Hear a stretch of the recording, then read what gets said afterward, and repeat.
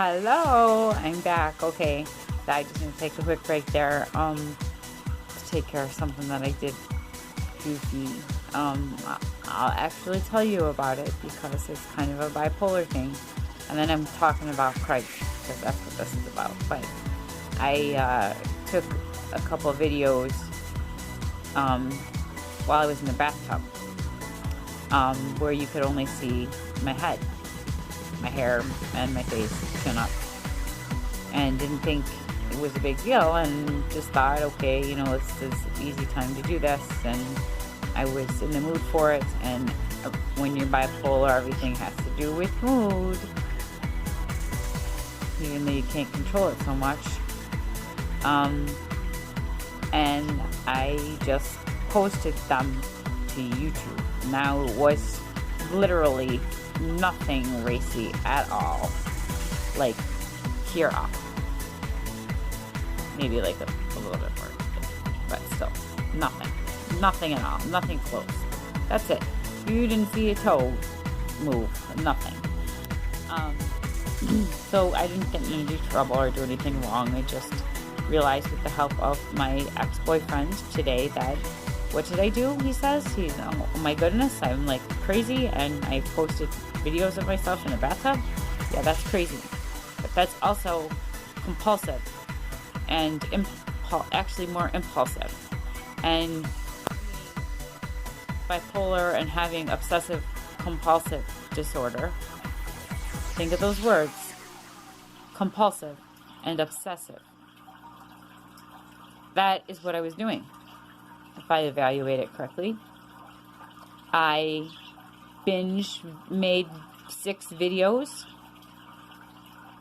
which was obsessive, and I did it compulsively over and over again,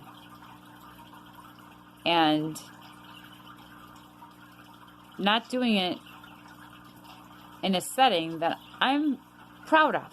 That's not me.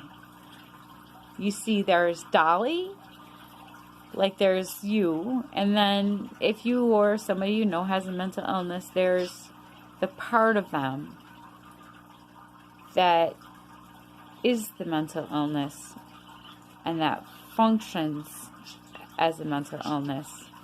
And the times being bipolar, there is a part of me that leaves.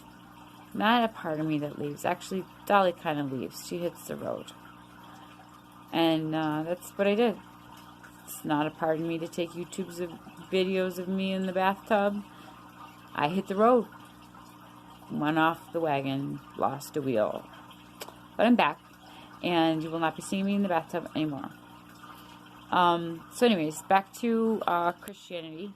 Yeah, I was going to discuss something personal that up until this point in my life, I only told certain very, very close people because I thought they would think I was crazy or weird or anything. And this is, even I was telling people before, certain people that I trusted before the bipolar. So this has nothing to do with bipolar or mental illness. This has to do with spirituality in the battlefield within the mind, as Joyce Meyer writes, and that battle being real, that we must fight with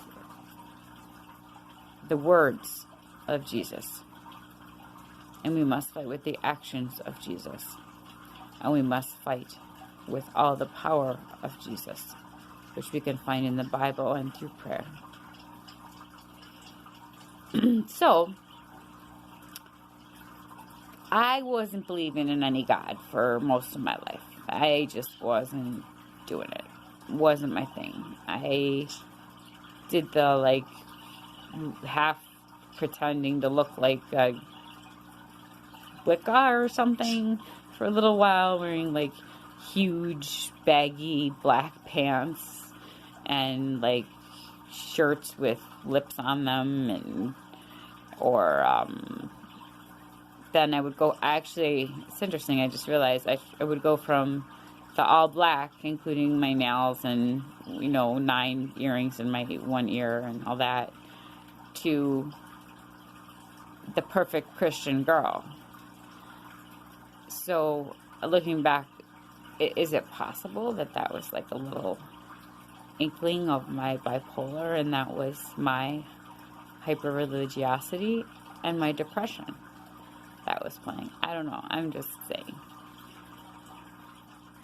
None of it really matters. It's just helpful to talk, and it's helpful to hear from someone else who is going through something similar to you or who has already gone through it, and find out the mistakes that they've made, the successes that they've had, etc.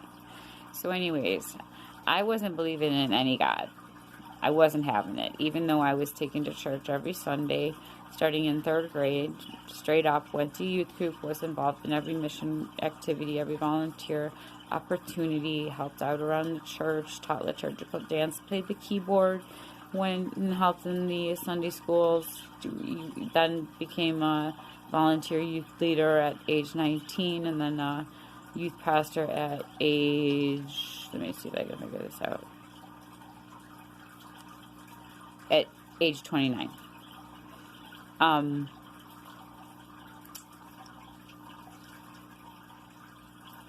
So I was super involved with the church, and I still am in my heart, but in action I have not been, and I'm okay with that for right now. That's the season I'm in. I'm in a little bit of a season of reflection, and not a little bit, a lifetime worth of reflection and trying to improve upon myself, the things that I do wrong, such as lying, which I will talk about later, and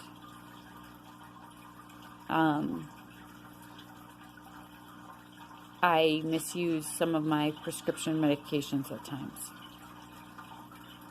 I did have, well, I'm going to get into all this later. I had a drug addiction too that developed at age 32 because I was bipolar. I was triggered, and when a trigger goes off, a bipolar person who is in manic depression will do anything for relief. I chose many different avenues. One of them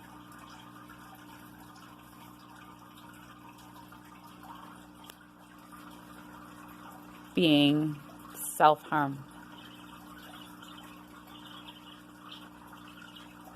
I know many people deal with self-harm. That's a mental illness in and of itself. My self-harming wasn't typical, and it hasn't been typical.